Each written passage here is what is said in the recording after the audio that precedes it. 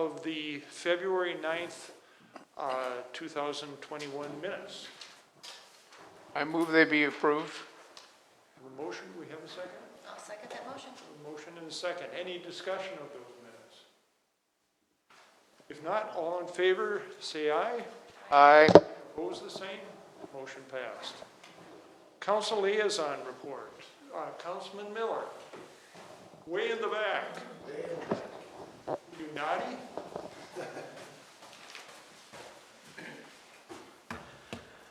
Good evening, lady and gentlemen of P&Z. Mark Miller, City Council Liaison. So the City Council met last week on March 1st as scheduled.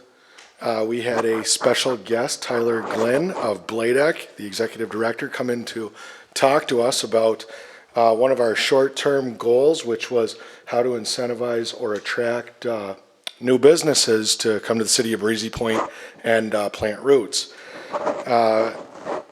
It was a really good discussion. I thought it was very engaging. I think he could be a great resource to the city of Breezy Point in the future. Additionally, Councilman Bakken spearheaded with the Parks and Recreation the commitment to replace the playground equipment out here at the city office, something that was previously budgeted for. I know that they weighed out two options of the playground equipment or disc golf expansion and decided to go with the playground equipment. So we'll address the disc golf course expansion in the future. In regards to short-term rental licensing, there was further discussion about proceeding with public hearings and getting public input regarding that matter. And then, of course, we were able to accept high bid of $55,001 for a new for the purchase of the existing grader that we had, which was approximately $20,000 over. Yeah, $20,000 over what the trade-in value was. So very good news for us. And that is it. Thank you. Any questions of Councilman Miller? On the short-term rental license city council discussion, there will be something coming out for public input or I believe that there will be 3 public hearings regarding the short-term rental licensing. Thank you. Thank you. Thank you. Next on our agenda is open forum number 1. Would anyone like to come to the podium and speak?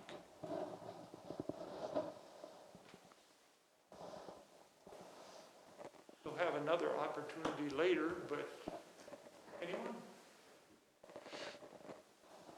If not, I will move to public hearing to consider variance request by Anthony and Hillary Sandine, 32937 Graff Road, Breezy Point. I will open the public hearing for that request and ask the applicant if they would like to make a presentation. Yes, please. Would you mind coming to the podium and introducing yourself? Yes. I'm William Dorr, Dorr Architecture, 10717 Pine Beach Peninsula, Brainerd, Minnesota. Here to represent Tony and Hillary Sandine for a variance for their existing cabin. So I don't know if we could possibly call up the site plan, but what they do own on the property, it's been in the family for over 40 years, is a 14 by 34 two-story structure that's about 14 feet from the lake shore. They approached me last summer to add on to that, wanting to add on directly along the side of it. What we've proposed is pushing the new addition back so it's beyond the 35-foot shoreland impact zone. The existing cabin is 1,052 square feet with a deck. We are proposing to remove 512 square feet of that deck. Their desire is to connect to the existing where it is now, so kind of the hardship. the desire to connect to the existing while staying as far back as possible is what we've done. We've stayed out of the side yard setback, and we continue to step back the building. The other thing it does is it scales down the building, so we're trying to keep with the character of the shoreline, the smaller cabins and things. So roof lines and things are very similar to what's there, and it kind of steps back from there. At the 75-foot setback, the site begins to slope up towards the road. And it kind of creates practical difficulty with drainage. It would all be kind of running into the building. So the desire is to build into the slope of the hill, keep the scale down, and make a minimal connection to it. They are willing to do a natural shoreline buffer, anything they can do to the shoreline. Right now it's a riprap shoreline existing. If this variance were granted, we do propose a future garage with bonus space, and they have expressed that they wouldn't need to build that, so that wouldn't be part of the proposal if this were granted. So that's really what we're here to try to get done today. So if anyone has any questions for me. Thank you. Any questions at this point? Start with Tracy? Nope. Lee? Marcy? Andrew? Thank you. Okay, thank you. We might have some questions. Okay, thank you.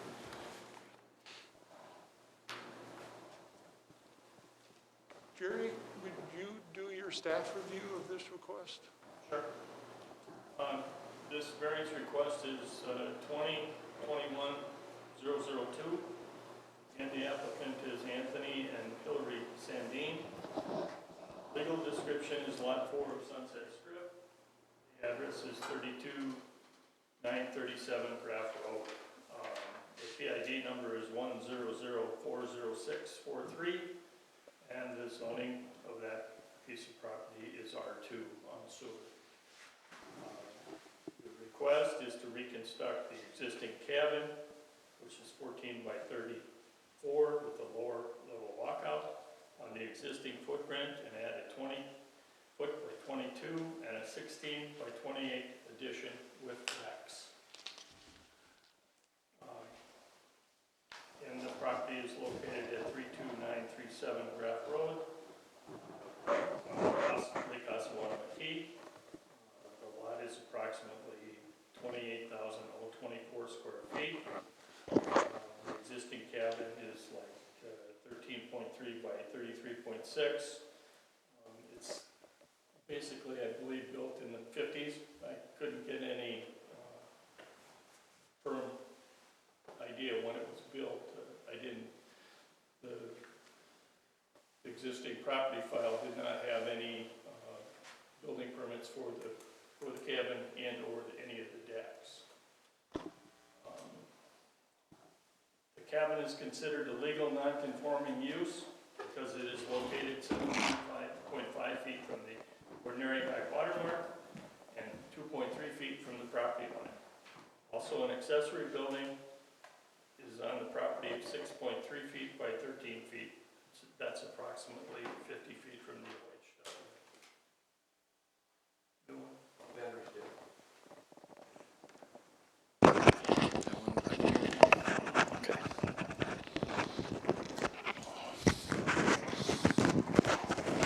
You just have to repeat the whole thing, Jerry.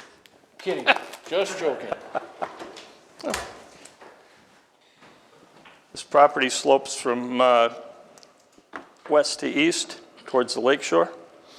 The current zoning, R2, requires setbacks from the road right-of-way of 30 feet, ordinary high water mark setback of 75 feet, a side yard setback of 10 on one side and 15 on the other, an impervious coverage of 25% maximum, and a building height of 25 feet. This property is serviced by a private septic system, which is located northeast of the existing structure. The existing impervious coverage is only about 8.4%. There shouldn't be any problem with impervious coverage, even if there's improvements made. A variance is a legally permitted deviation as provided by Minnesota statutes, as it may be amended from time to time for the provisions of this chapter as deemed necessary by the Board of Adjustment. The Planning Commission is acting as the Board of Adjustment in this proceeding. When strict interpretation of the ordinance would create practical difficulty and be impractical because of circumstances relating to lot size, shape, topography, or other characteristics of the property, and when the deviation of the ordinance with any attached conditions will still be in keeping with the spirit and the intent of the ordinance. Variances cannot create a land use not permitted in the zone. That's taken verbatim off the zoning ordinance. A variance review should be decided within a reasonable time. We, by statute, have up to 60 days to determine the fate of a variance. If we can't do it within 60 days, we can either ask for an extension with the applicant, or you have to make a decision within 60 days. Variances shall be decided. The strict interpretation of the ordinance would be impractical because of circumstances relating to lot size, shape, topographic, or other characteristics of the property not created by the landowner. The strict interpretation of the ordinance would be impractical because of circumstances relating to lot size. Again, the deviation from the ordinance with any attached conditions will still be in keeping with the spirit and the intent of the ordinance. The land use created by the variance is permitted in the zoning district. The variance will not alter the essential character of the locality, and the variance is not for economic reasons alone, but reasonable use of the property does not exist under the ordinance.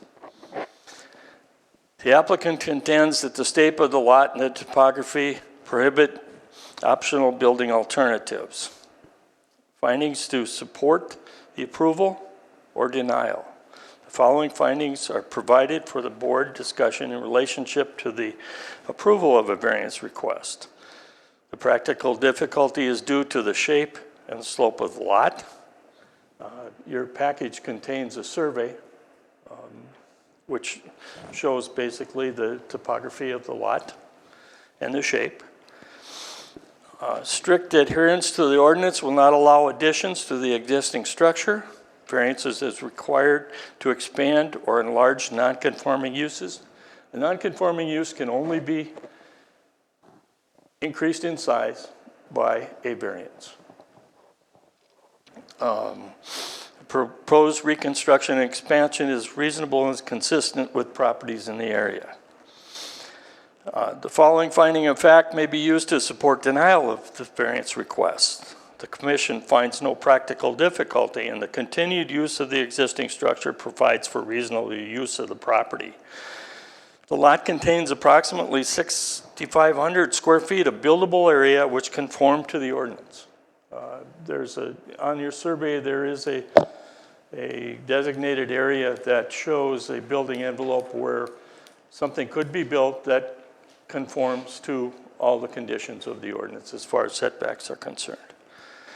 The property owner is not deprived of their rights, but they would be deprived of their desires. Planning Commission may choose to approve or deny the request. Any denial or approval should state the reasons for the denial or the approval. Should be noted that we received we received 5 written comments from neighboring properties. You have a copy of those in front of you. The people submitting the comments were Robert Boyd, Keith and Kathy Linkfeld Myers, Reed Van Hove, Marcia Gardner, and Christy Sandine. I would also alert you to a letter that was given to Patrick and myself about the merits of the variance by the city attorney. And I would suggest you make that part of the record also. And with that, I'll surrender. Thank you, Jerry. Questions of Jerry? Roger? No. Lee? I have a quick question. So that existing septic, would that be able to handle a new structure?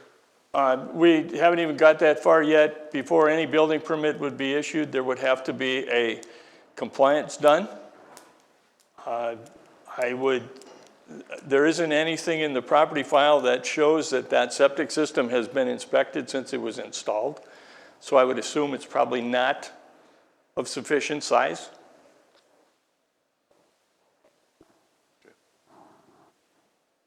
Tracy? No questions? Questions? Thank you, Jerry. I would ask for public input.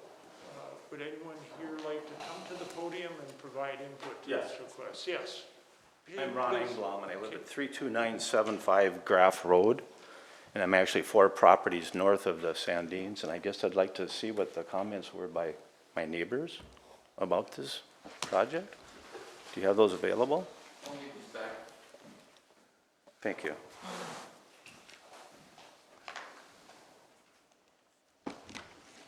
I have nothing but good to say about the Sandines. I mean, Tony's father bought this property 40 years ago, and this could turn into where there's 4 generations of Sandines or more that are going to be using this property. They live in Hong Kong now and have 2 kids, 13 and 15, and I've taught both of those kids to water ski.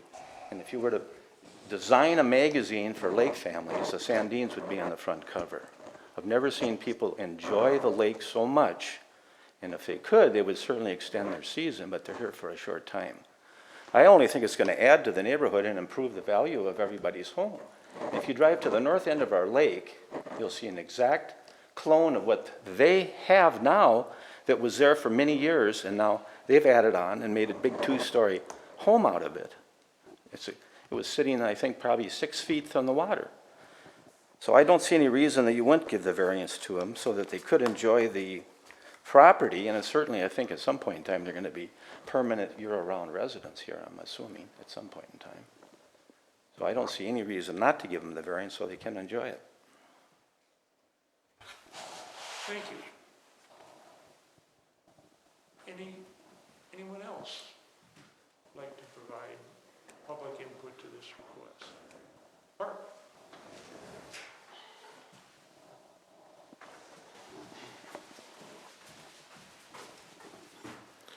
Mr. Chairman and members of the board, I'd like to bring to your attention that the City Council was also approached by the northern portion of the Lake Aussie lots requesting a detachment from the city of Breezy Point.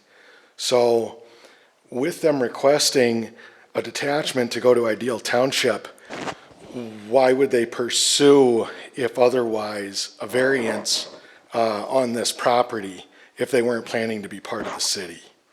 Something to consider.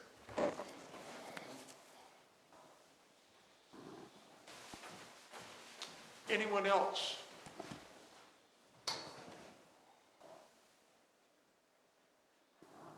Are there any questions at this point of anyone? I got one for Jerry. Yes, go ahead, Roger.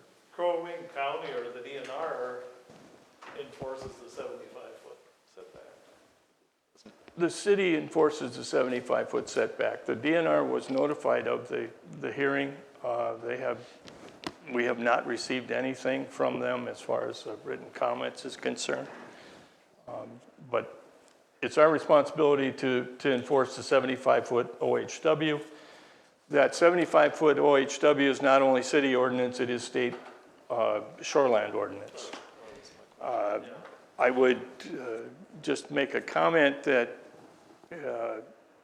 whether this piece of property were in the city of Jenkins or the city of Ideal or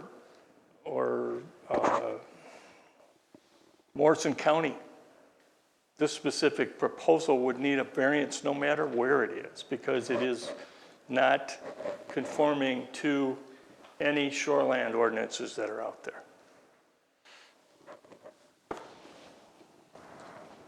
If there are no, yes, sir. Like I mentioned before, if you go to the north end of our lake in the north arm, there's a property that was just like the Sandines. It sat 10 feet, if that, off the water there for probably 70, 80 years. And now today you go down there, there's a big two-story building on it. So certainly they built a nice structure. They used that footprint, I believe, and built up. And I don't think that structure was probably more than 10 feet off the water, just like Sandines. Are you familiar with that? I am not, I don't think it's in the city of Breezy. It's in Ideal Township. Yeah, it isn't in the city of Breezy. We wouldn't have had anything to do with that. How it was done, I can't speak for that. I can only speak for what our ordinances are that we have. But what's good for the goose should be good for the gander. Well, I'm kind of familiar with that property, and that was built on the footprint there. It was a single story, they added a two-story, right? But it's the original footprint.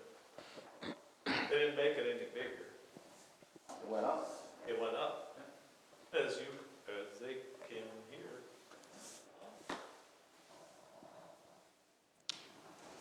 Okay, I will close the public hearing and move to the next agenda item, which is our official action on this variance request.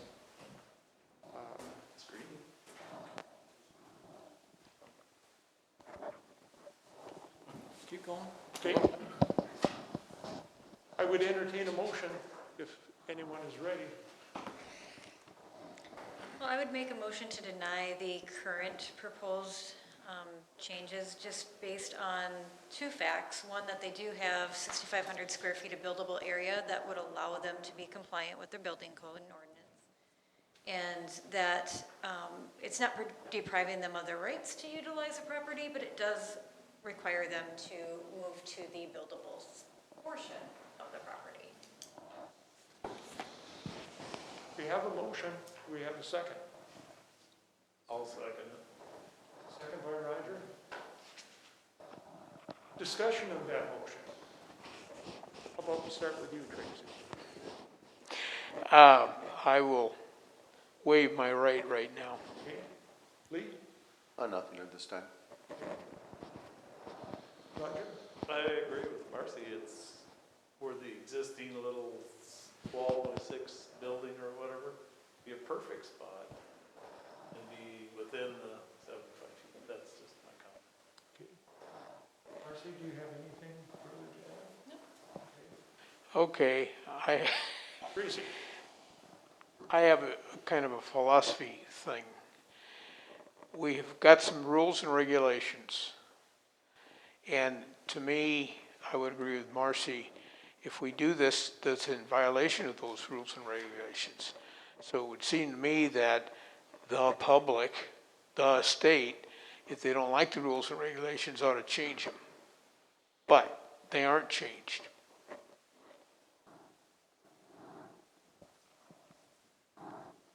Anything else? If not, I'll call for the question.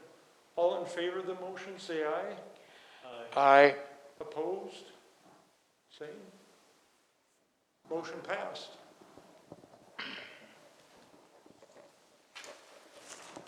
Next item on our agenda is approve Metzenbaum's subdivision. Jerry, could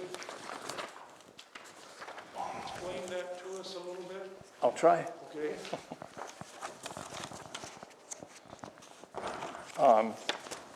This application is on behalf of the Ruth Ann and Gerald Trout.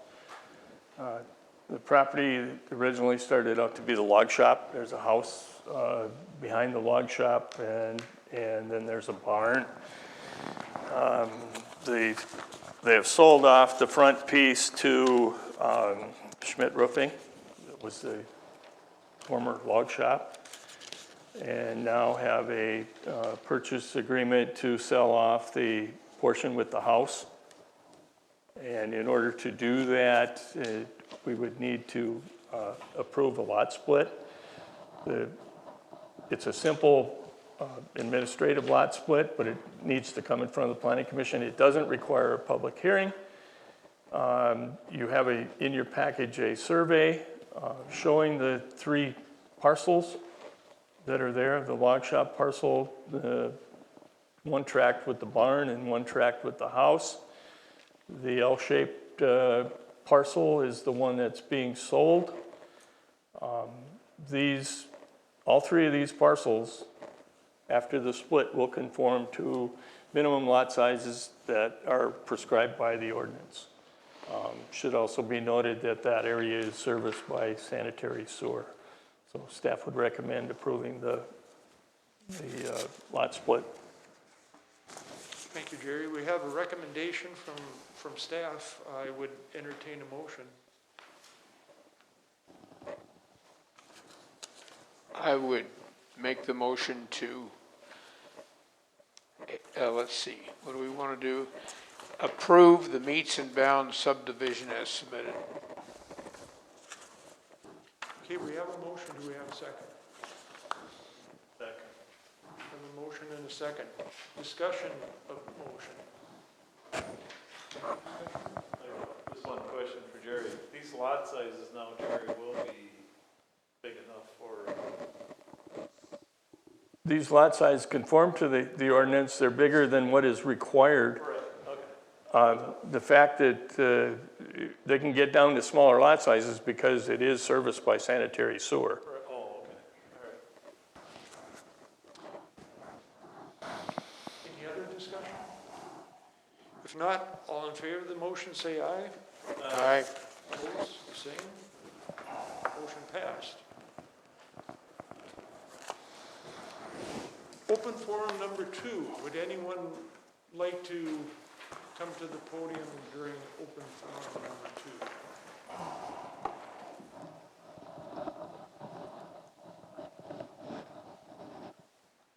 If not, I'll move to other. Anything else we have for our agenda? Jerry, anything that you can think of? Not this evening. Okay. Patrick? Just to follow up on what Mark said, Commissioner Council Member Miller, so there is a short-term rental ordinance is being considered. It will be placed on our website soon. We will hold public hearings at the May, July, and September city council meetings. And that's when public comment can be received, but also written comment can be received at any time during that entire period. After the September hearing, the city council will determine the next steps at that point in time. This is a short-term rental license process. So right now, the city has in place a vacation rental policy. That will stay in place and be enforced throughout this year until something else is adopted. If the council adopts the short-term rental ordinance, they will have to go and remove the other portions of the code that conflict. But that's all yet to be determined, long ways to go.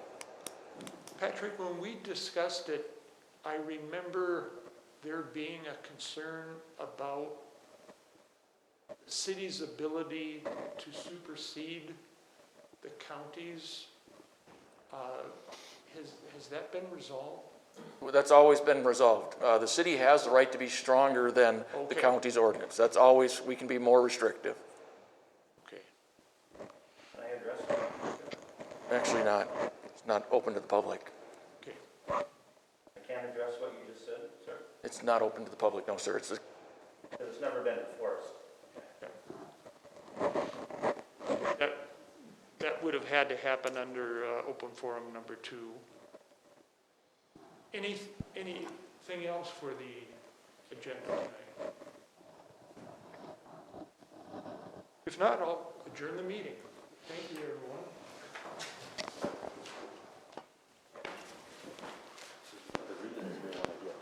Do you have those documents that I can have back, sir, that I handed? I'd like